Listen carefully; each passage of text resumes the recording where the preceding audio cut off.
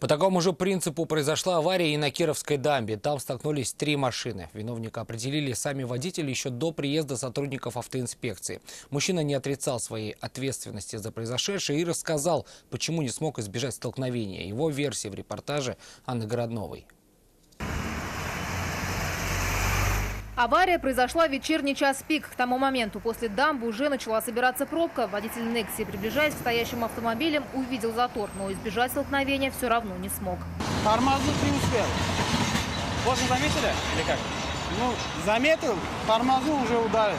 Не успел. Скорость высокая была? Немножко. А сколько примерно ехали? 40, наверное. По предварительной версии, Некси ударила Nissan X-Trail, который по инерции отбросила на Hyundai Solaris. В результате аварии никто не пострадал. Серьезно досталось лишь автомобилю вероятного виновника аварии. Ремонт как оценить, сколько примерно?